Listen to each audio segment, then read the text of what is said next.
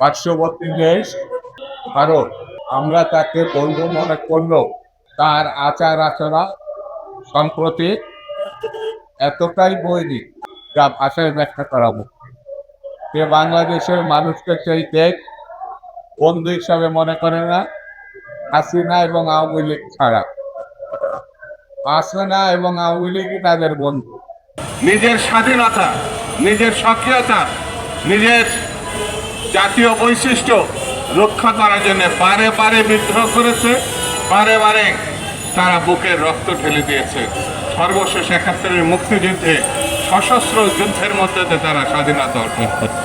অনেকে দাবি করে তারা আমাদের জায়গা দিয়েছে, প্রশিক্ষণ দিয়েছিল, অস্ত্র দিয়েছিল, আর তার বিনিময়ে আমাদেরকে কত সম্পদ তারা লুণ্ঠন করেছে ৭১ পরবর্তীতে, তার ব্যাখ্যা করে বোঝানো খুব কঠিন। এত সম্পদ স্বাধীনতা পরবর্তী সময় ট্রাকে ভরে, মিল, তার যন্ত্রাংশ, তার সম্পদ, খাবার দাবার, যে সময় আমাদের খুব বেশি প্রয়োজন ছিল, তখন বর্ডারে ক্রস করে তারা নিয়ে চলে গেছে। সেই জন্য আমাদেরকে এই দেশ সম্বন্ধে, এই ভূখণ্ড সম্বন্ধে, এই দেখেন গণঅভ্যুত্থানের ১ বছর আগে হওয়ার পরে সারা বিশ্বে তারা প্রচার করেছিল এখানে নাকি হিন্দু সম্প্রদায় নিরাপদ না। হিন্দুরা বারবার বলেছে তারা নিরাপদ, কিন্তু ভারত বারবার প্রচার করার চেষ্টা করেছে সারা বিশ্বে এখানে হিন্দু জনগোষ্ঠীর উপরে নির্যাতন করা হচ্ছে।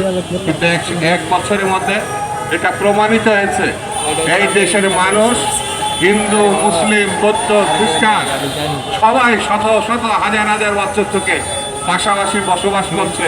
এই দেশের মানুষ সাম্প্রদায়িক না এবং কোনো অন্য সম্প্রদায়ের প্রতি বিদ্বেষ বা হিংস্রতা প্রকাশ করেনি। এই এমন একটি দেশ পার্শ্ববর্তী জায়গায় আছে যারা পানি আটকে রাখে প্রয়োজনের সময়, আর যেই সময় আমাদের পানির প্রয়োজন নয় সেই সময় তিস্তার ব্যারেজ, ফারাক্কার ব্যারেজ এরা উন্মুক্ত করে দেয়। পানিতে আমাদের ক্ষেত খামার, মানুষের সম্পদ বিনষ্ট হয়। আমাদের প্রতিটা বর্ডারে অঞ্চলে সমস্ত সড়কপথের ব্যবসা বাণিজ্য তারা বন্ধ করে দিয়েছে, এখানে লিখিতভাবে নিষেধাজ্ঞা দিয়েছে। আমরা তীব্র প্রতিবাদ করি। আমরা এতটুকু বলতে চাই, এই ১ বছর প্রমাণ হয়েছে কে আমাদের সাহায্য করলো কি করলো না, কে আমাদের বিরোধিতা করলো কি করলো না, তাতে কিচ্ছু যায় আসে না। বাংলাদেশের মানুষ তার যোগ্যতায়, তার কর্মদক্ষতায়, তার বুদ্ধিমত্তায় অতীতে যেমন টিকে ছিল, এখন যেমন টিকে আছে, ভবিষ্যতেও টিকে থাকবে।